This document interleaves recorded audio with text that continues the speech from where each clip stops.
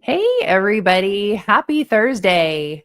I am Julie Barrett with Conservative Ladies of America, and I am back for our weekly Womansplaining live every Thursday at 5 p.m. Eastern, 2 p.m. Pacific. I come on here and hopefully chat with some of you also. If you are live watching with me, live with me today, go ahead and drop a comment. Let me know where you are watching from. If you have any questions as we go along here, I'm happy to take questions and I will answer them as best as I can, but would love to know who you are, where you're watching from, and yeah, if you have any questions. So we have a lot of ground to cover. I'm feeling maybe a little extra spicy and truthful today. There's a lot going on all across the country from coast to coast, and Republicans are acting like Democrats, and it is very, very frustrating. So, we're going to tell you about some stuff that happened in Texas yesterday. I'll talk a little bit about Florida. We're also going to spend a good chunk of time talking about Washington bills and giving you guys an update on the status of some of the bills that our team has been watching really closely all session long in Washington, what the status is of those, what you can expect next, and if there's a call to action for you, I'm going to tell you all about that as well. If you have a specific bill in Washington that you are watching or have a question on, you can drop that in the comments. I'll try to answer that, but just want to kind of remind everybody that our scope of focus is the First Amendment, Second Amendment, parental rights, the right to life, and education. So if it's something like with taxes or housing or transportation, that's not really within our scope of focus. So I probably won't have an answer for you. So without further ado, I'd love to welcome our programs director, Joy Gersvald, to the live stream. Hey, Joy. Hi, Julie. I wish we were in the same state. You look beautiful. The sun looks good on you. Thank you. You're Thank welcome. you. Well, Don't I you look look beautiful sun-kissed? despite the clouds and the rain and It's sunny the here evil today. that's going on in Olympia. But Joy, you have been watching Texas Mm, for quite a while now, and it all kind of culminated yesterday. did. And so let's kind of tell. First of all, we as conservative ladies, um, we do not support school choice. Nope. So maybe you can talk a little bit about why school choice is not conservative and kind of let people know our position on that. Sure. And thank you for having me on today. I'm really excited to be part of the live today. In a nutshell, it is a big topic. We could talk a whole live about this and then For some. sure. But in a nutshell, the crux of school choice stems from the UNESCO, so UN's education arm. This is the last little piece that they want a bite of, and they consider homeschool families and private schools non-state actors. That's what they refer to us as. And there is a whole plan in place to get their filthy hands into those realms. And as we know, as conservatives, data collection on our children and the way that they disperse that money. They use blockchain data collection where they record every single transaction that every parent who accepts the money makes. We know that there are audits happening on parents all over the United States right now. We've seen many news stories this week. Yep. It also grows the government, and it puts a horrible fiscal responsibility on the public. And the truth of it is, it's a socialist program because it's wealth redistribution. They're taking my money, your money, and other people's money and giving it to other people. Real school choice already exists. Parents get to choose the best situation. And so that's where conservative groups like us come in and educate and empower people and tell them you can do this. Really, the biggest hiccup is getting out of our own way and having faith in ourselves that we know best for our children. We don't need the government. Right. And we have an event coming up on May 6th. We're doing a virtual homeschool event. We're bringing in some of the top names in homeschool across the country to really give parents information and help empower people who want to get their kids out of any kind of government education system. But and that's May 6th, 5 p.m. Pacific, 8 p.m. Eastern. And Joy, we were talking about this earlier today in our lunchtime meeting about, people think that school choice is necessary to break up the public education system and the unions and whatnot. And in what state have we ever seen some kind of school choice introduced and the public education system there's reduced funding or, it's crippled the teachers union? Have you seen that? Because I haven't. No, and in the states that are considered gold standards, even Arizona, Florida, that hasn't happened. Right. And they also haven't seen, we hear the mantra a lot from the lobbyist groups that are behind school choice, that school choice is the tide that rises all boats. But the National Report Card really kind of made that argument a null argument, because that isn't what we're seeing even with the school choice students improvement, sadly. Right. I wish it was that easy. But when you let the government in, then there are going to be things that they're going to impose. And we saw that happen. I mean, they just put it all out there yesterday on the House floor in Texas. They said everything that was going to happen. Yeah. So talk a little bit about that for people that maybe haven't been tracking what's happening in Texas with school choice. Maybe give a little bit of background and then talk about what happened yesterday, because that was some political entertainment. I know. It was a pretty insane thing to watch. My jaw was on the floor most of the day yesterday. So I kind of started seeing a lot of posts through social media, and I pay a lot of attention to Texas because my son went to college there and now my niece lives there. I have a lot of friends that are from Texas. And when I started seeing that they were going to be having to battle the school choice battle, which is not new for Texas, by the way, this is something that they've tried several times. But this time, the push from the GOP politicians has been immense. There's no other word to describe it. From the very top, from the governor. Oh yeah, right? From the very top, and millions of dollars, and seeing little things unfold in the last couple of weeks, knowing that this vote was going to be coming.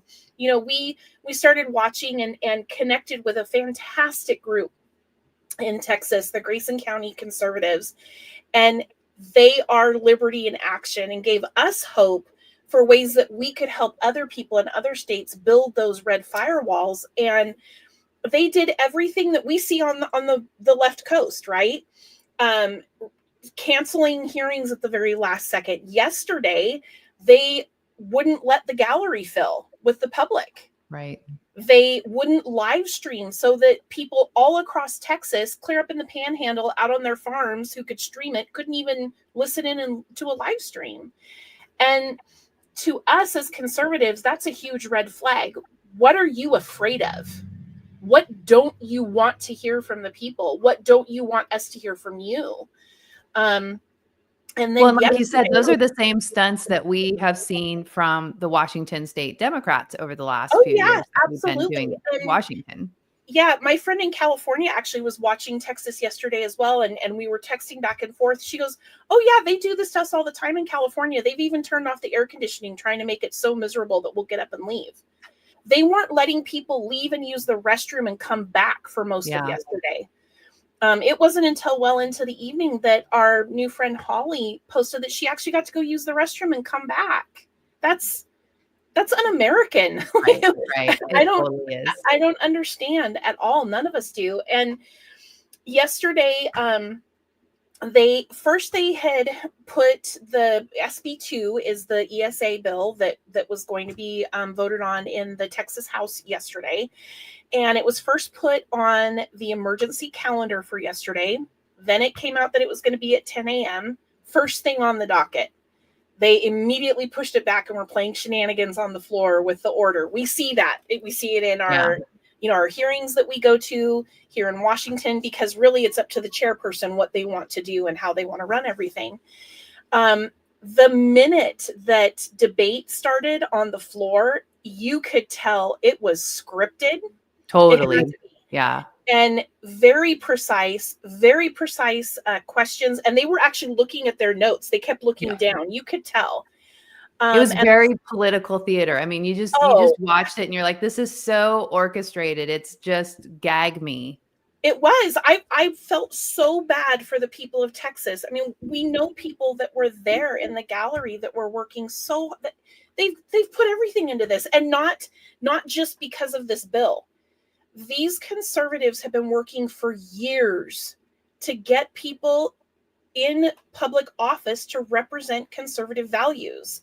And the second that something like this came up where they had a moment to be lead the charge for the nation, it just fell apart. And to these conservatives' credit, like they're like us, Julie. They're like, okay, we're going to hope for the best, but we're prepared for the worst because we know where we're sitting. But, we started watching, and when I told you I ran to Costco real quick for a little bit yesterday. I listened as I was driving and listened as I came back. But when I left my house, they were on the 13th Amendment to be heard. And at 11 something, 10 something last night, when I went to bed, they were on the 42nd Amendment that was trying to get passed.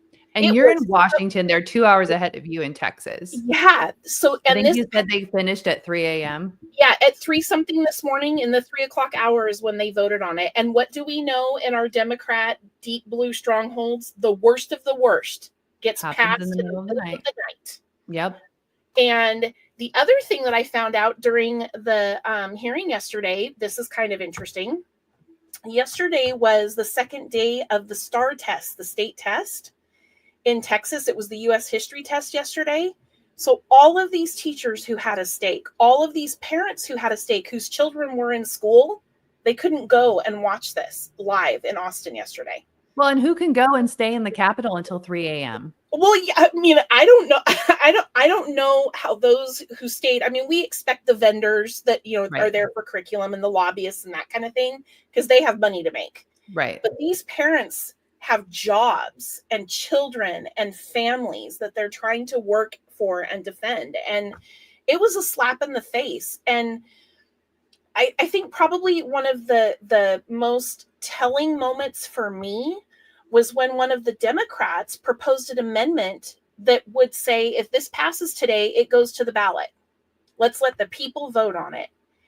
And when I watched Republicans gaslight the public, and say, well, what do you mean? We're the ones that do the job. And it was just horrible. And we were like siding with the Democrats. I know, we've been talking about that. But I think that's also such a great statement of come together on the things that we agree on. Right. I don't care about the R and the D. I mean, yeah, I am a very conservative person politically, but if we can come together on that and be a united front, let's do it. Totally. And I think it's important to add that Grayson County conservatives, Holly Plemons, I think is how you pronounce your last name, Holly. I apologize if I butchered that. Joy and Brian Roberts, several people that I am just forgetting your call signs on X. Please know. I've never, it kind of chokes me up. I've never seen that kind of power of the people here in Washington.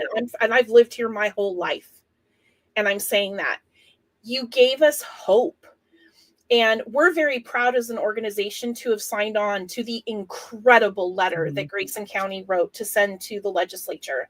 It was 64 pages of citizens, of conservative organizations, and grassroots organizations, because a lot of organizations are not grassroots. They're heavily funded. They're, And, some of those signatures came from, grassroots groups like Schoolhouse Rocked and, 8 very large homeschool groups spanning the entire state of Texas.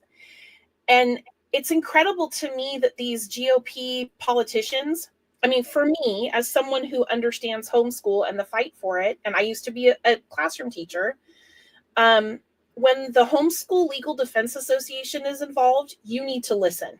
Right. There's a reason that they're fighting against this. It's not because they decided today they have their Wheaties and this sounds fun. So the bill passed. Yes, it did. Right. So it will, be enacted. There's a lot of, it's a billion, several $billion of Yep. new government. So there will be a new department and new people being hired. And so Mhm. I imagine that you're going to stay on this and kind of keep tracking it with the folks in Texas. Absolutely, I will. I want to stay on top of this because not just for them, but those of us that were watching understood and still understand that if Texas fell to this, we have Totally. a heck of a fight on our hands in the rest of the red states in this country. Absolutely. But I think, like you said, it was really cool to see all those grassroots It conservatives come was. together and be loud and get in the fight. And Yeah. Their we're courage, here for it, right? exactly. Their courage is so contagious and they are not shy about it. They have no problem calling people out, tagging politicians in posts, letting them know, and not name calling. That's the other thing I want to Right. make sure to mention.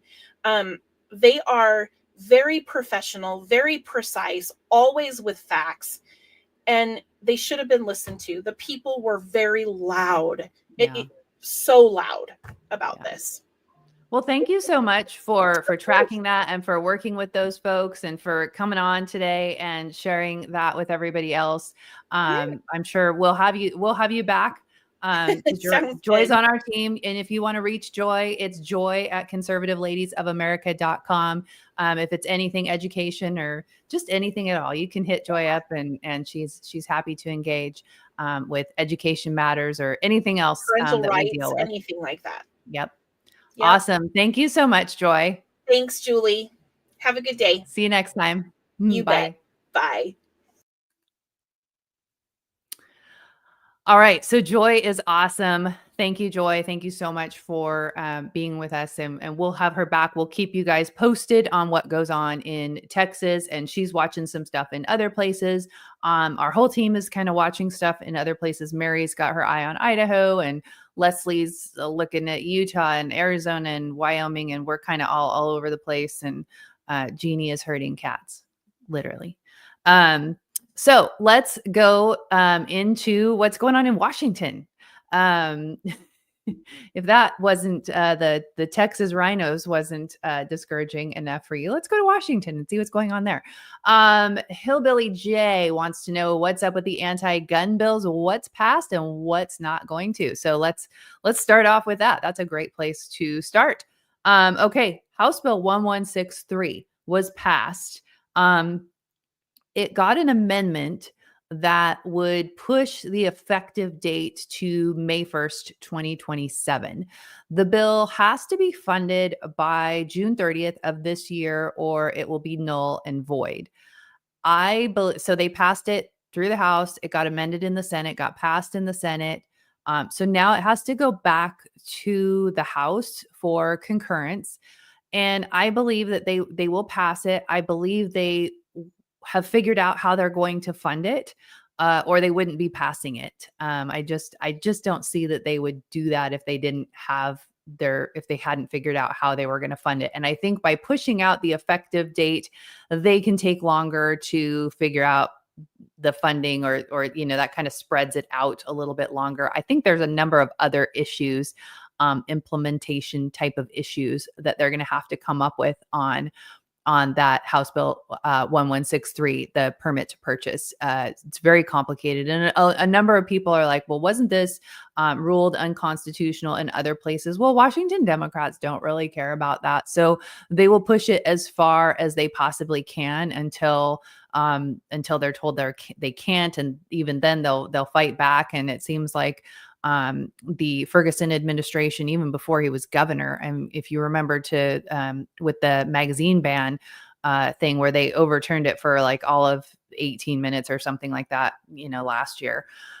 So I think they're going to go with this, and it's going to be interesting to watch it play out. The other bill that we've been tracking, and you guys are probably aware of if you're following the gun legislation, is Senate Bill 5098.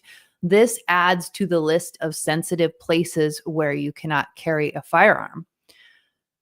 Now, interestingly enough, I'm in Florida. And today, if you haven't heard, there was a shooting at Florida State University. And Florida State University is a gun-free zone.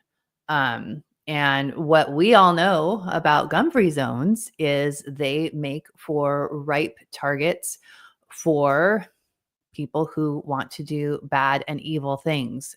Usually, being a gun-free zone only applies to law-abiding citizens, and we know that shooters of other people are not law-abiding citizens. So, sorry, kind of a segue here, but there is a bill in Florida, or to allow, or there was, sorry, last session to um, make those colleges to allow people to carry on college campuses. And the bill got killed last session, and they were supposed to bring it back. It's part of the DeSantis agenda. This is part of the problem that we have here in Florida. Is we have a huge RINO problem this year. The House Republicans decided that they are going to defy DeSantis and not do any of the things that he wanted them to do, not do any of the things that they ran on. And a number of those things were to advance good Second Amendment policy, which they haven't done. They haven't touched it. So that's infuriating. But back to Washington on Senate Bill 5098 for the gun-free, adding more gun-free zones in Washington because Washington doesn't have enough. So that one, checking my notes, it is on the floor calendar in the House. Interesting to me, I was kind of surprised that this hasn't been heard yet. I didn't check to see if there were any amendments on the House side while I was making my notes this afternoon. So I don't know if it has to go back to the Senate or not, but maybe they are going to, maybe they're holding both of these gun bills for concurrence and total final passage until the very end of session, until the dark of night, maybe on would they do it on Good Friday? Oh, they might. Interesting. So they could do some interesting stuff tomorrow night on Good Friday. It is Holy Week. So they've done that before. 2023 was the last session that ran through Easter week, Holy Week. So keep your eye on that. Shenanigans will probably go down in Olympia on Good Friday. And I don't know if they can come in on Saturday of Easter. I know that they don't go on the floor on Easter Sunday, but I wouldn't be surprised if they were in there on Saturday. So watch this weekend. Watch what's going on in Olympia. I think it's going to be interesting. House Bill 1531 is the bill that gives a lot of power and authority to the state regarding a health emergency. And the whole bill, now there's a lot of information flying around on social media about House Bill 1531. A lot of stretching the truth, I'll say, because it's not totally false. I think this bill I think it's very, very bad. I think it's very, very concerning. The day I saw it drop, I was like, ooh, they're like getting all set up for the next COVID emergency. And I believe that this is factoring into them getting their systems in place for the next emergency. They added a clause at the beginning of the bill that said the intent of this legislation is not to be able to force vaccine mandates or mask mandates or anything like that. That's the intent. That's all it says. So just because that's not the intent doesn't mean that's what they can or can't do that. The bill talks about having to follow the science. And if you've lived in Washington for any length of time, a year or longer, you know that the health authorities in Washington don't exactly follow the science. So that's concerning. Like, what sources do they consider to be science? It's a very concerning bill. So that is on the governor's desk. It's passed through both chambers. So it's just waiting for his signature, which could be any day. He did sign, or he's waiting to sign. I don't know if he's signed it yet. Is 1321. That's the limiting outside militias, would prevent any like out of state National Guard or something from coming into the state to help with anything. They couldn't help if there was like a wildfire, any kind of natural disasters. They would have to have the explicit consent of the governor. And so he's anxious to sign that. He posted that on X not too long ago. So that one will be signed into law shortly. And it does have an emergency clause. I think 1531 has an emergency clause as well. What else have we got? Okay. House Bill 1971, this passed yesterday, and I've posted a little bit about it. We've posted some stuff on our conservative ladies socials.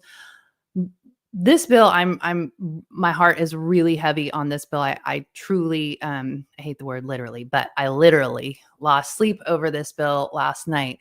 It's a very short bill. It's basically mandates that insurance companies and doctors would have to prescribe a 12-month supply and cover a 12-month supply of hormone therapy. That includes so-called gender affirming care. There is no age requirements or restrictions outlined in the bill. And this actually passed through the House without even being on our radar because I saw hormone therapy and, I'm 50. So when I saw that title of the bill, I just was like, oh, it's for, 50-year-old women. And it didn't really cross my mind, which it should have. It's Washington. Of course, they mean so-called gender affirming care. So it passed through the House and it was a party line vote. So all of the Republicans voted against it. And so that was kind of our first, like we figured it out after it passed through the House. And so we were really trying to be on it as it went through the Senate and push out calls to action so that citizens were aware and put out information so that people knew what it was about. And even Mary Long from our team testified against the bill. I think it was last week. Maybe it was earlier, but the last public hearing it had, she testified against it. Someone else on our that participates with our group also testified against it. The people that testified in support, of course, were Planned Parenthood and many different LGBTQ organizations, including the Trevor Project. The bill passed the Senate floor through the Senate with 10 of the 19. So more than half of the Senate Republicans voted for this bill that would give a 12-month supply of puberty blockers or cross-sex hormones to a child. In Washington, children of no minimum age can access gender affirming care because it's considered protected healthcare under Washington state law. They can access this without parental notification or consent.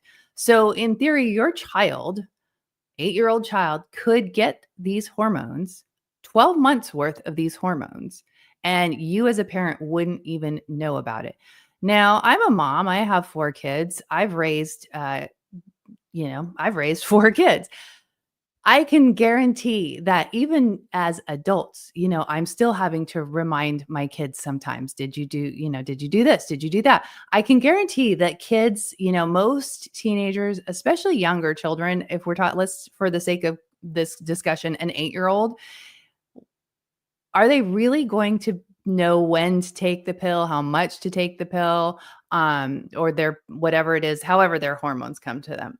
My point is, little kids, children under 18 should not be given a 12-month supply of hormones. They shouldn't be given any hormones without their parents' consent. This is just absolutely insane. And the fact that Republicans would vote for this in light of what they're doing with the bills to repeal the Parents' Bill of Rights in public schools, it's absolutely insane because 69 Washington state schools have school-based health centers in them, and the Washington Democrats and many of the Republicans are pushing to expand upon the school-based health centers so that they're in even more schools. So your kid can go to school and, through the health center, and because of this, Senate Bill 5599 with the gender affirming care stuff, these kids have access to these services without their parents being involved. So very, very bad bill. And then you've got Senate Bill 5181 and House Bill 1296, which repeal the Parents' Bill of Rights, which give parents access to their kids' medical and mental health records in school. So these Republicans who are like, oh, we're fighting for your parents' rights, but they're over here voting for kids to have a stockpile of hormones. It's absolute insanity to me. And I really have a difficult time with the fact that nobody on the Republican side is calling these people out. I don't know what caused them to vote for this. Well, I know what they said on the Senate floor yesterday.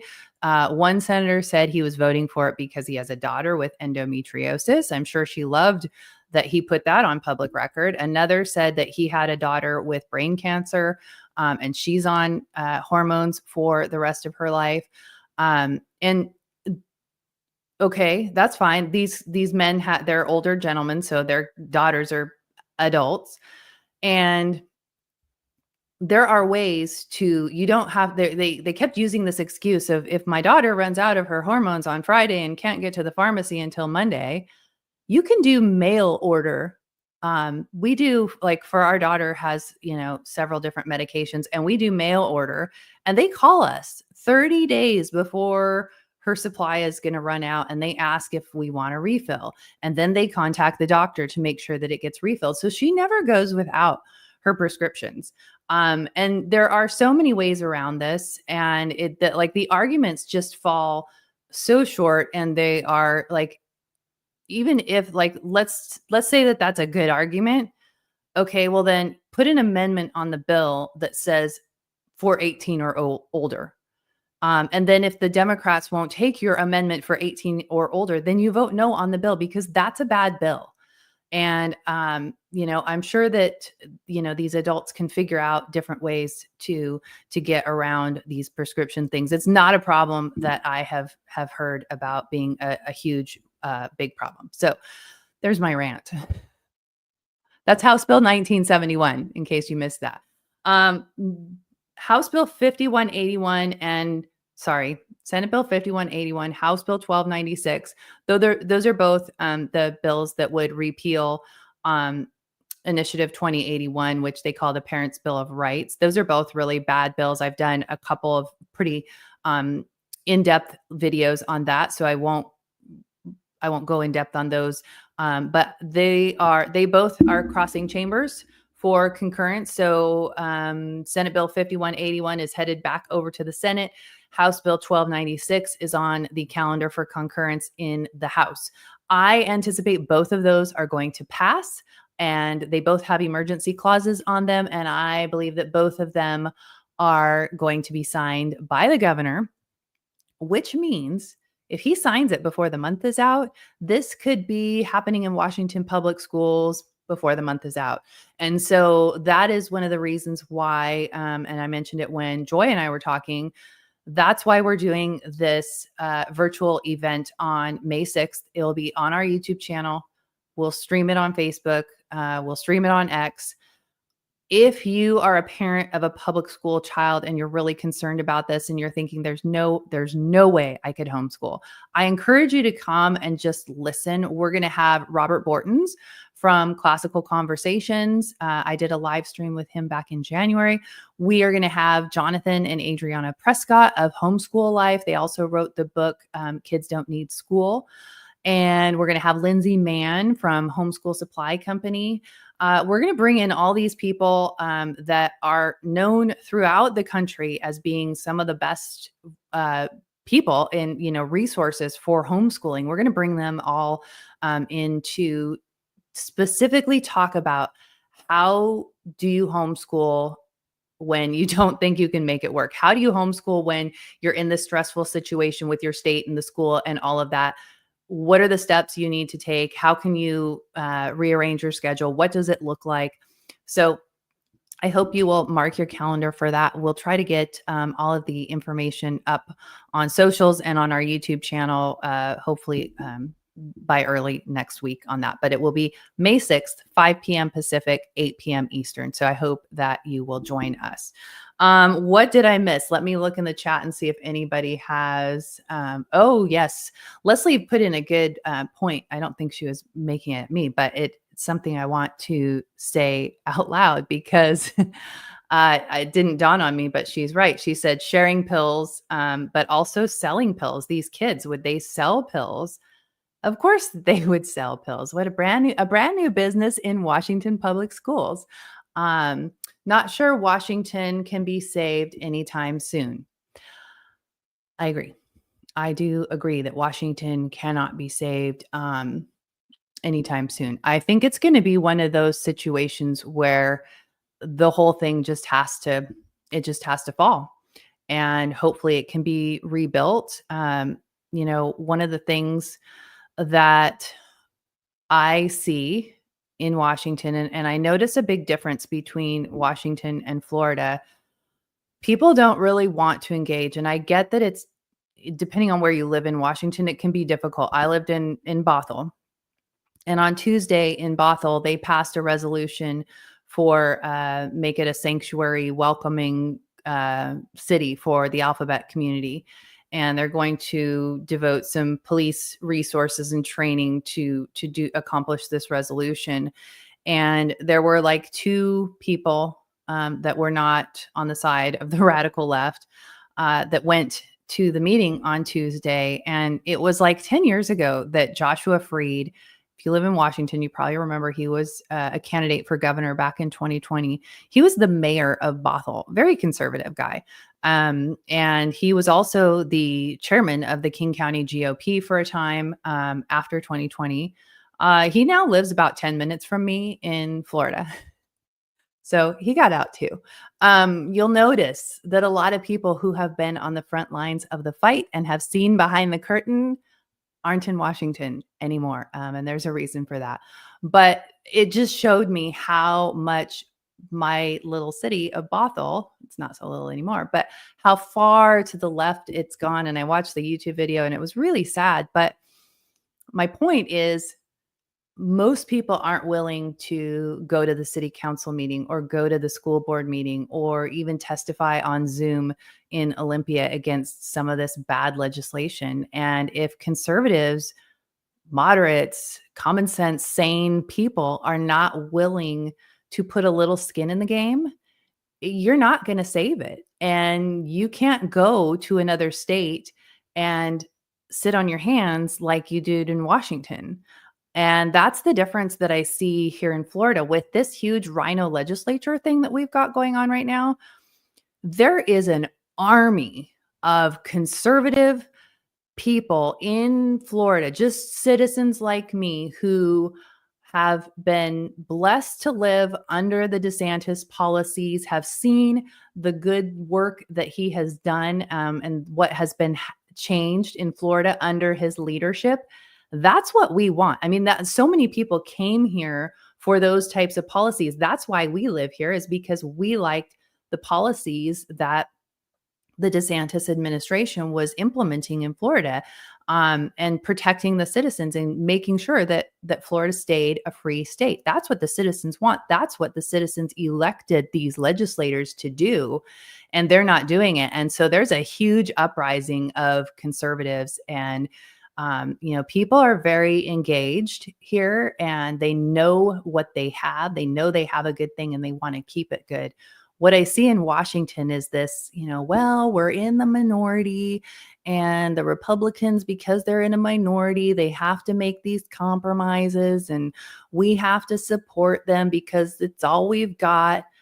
Like, we have no standards for these Republicans. And this is like what the Republicans are doing in Washington is what they're doing in Florida, is what they're doing in Texas, is what they're doing in Washington, D.C. Idaho seems to have a little better handle on things, Montana maybe as well. But we are seeing Republicans across the country doing uniparty stuff, which is what politicians do. I posted this on X just the other day. We have far too many politicians and far too few public servants. And I believe that when our founders founded this country, they wanted public servants, not politicians, not people who were making a career out of playing politics. And it's not good for the people. And the only way that we change it is with citizens like you and like me standing up, speaking up, and getting engaged, getting involved in the fight. So that's my pep talk. So next week, I want you to come to this live stream and tell me what you did. But seriously, you can Google like your city council, Bothell City Council meeting agenda, North Shore School District school board meeting. You can just Google it and you'll find all the materials. You'll find out when they're meeting. You'll find out how you can go. Just go and watch. or even watch online. You can sometimes watch like YouTube videos on replay. You can get a feel for how these things are going, but gotta get there. The left is there, and we've got to be there too. Okay, back to the chat real quick here, and then we're gonna wrap this up. Isn't Washington also after 30,000 farmers over water rights? That I do not know, but wouldn't surprise me. But I don't know the answer to that. Sorry.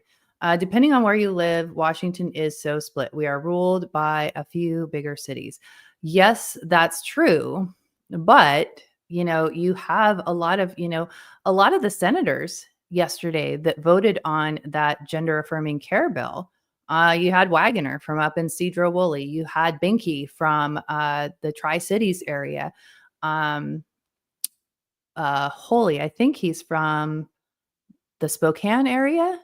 And I think Shelly Short, she's also, I shouldn't say that. I don't know for sure if she voted on it, but she's in the 7th. If she did, she's over there in Republic. Warnick, um, I forget her first name. Linda? Warnick. I don't know her first name. But anyway, she is in Moses Lake. So you have people from conservative areas that are voting very bad, very, very badly. And Warnick is Judy Warnick. She tends to often vote where I would wish she wouldn't. Holy is in Spokane, Mary says. Okay. So you have a lot of senators that voted yes on a bad bill. House Bill 1971, Leslie, the hormone bill. A lot of those guys were from red districts. So, they're gonna fight for you on the taxes, but sorry about your kids, can't help you there. And I know that I know so many parents who have left Washington over the laws that make it very dangerous for children.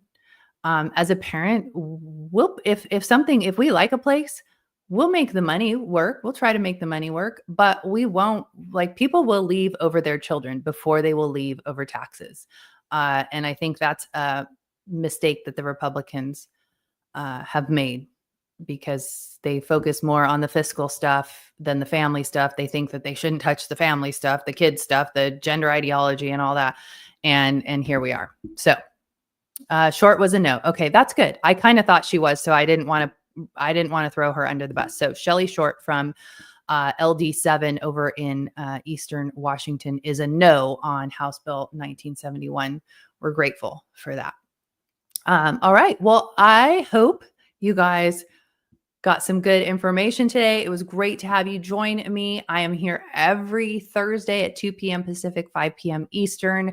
If you have any questions for me or for anyone else on our team, you can find us at conservativeladiesofamerica.com, or you can email us at info@conservativeladiesofamerica.com. Hope you all have a great weekend, a wonderful Easter, and a happy Good Friday is not happy, but I hope you have a blessed Good Friday and a happy Holy Weekend.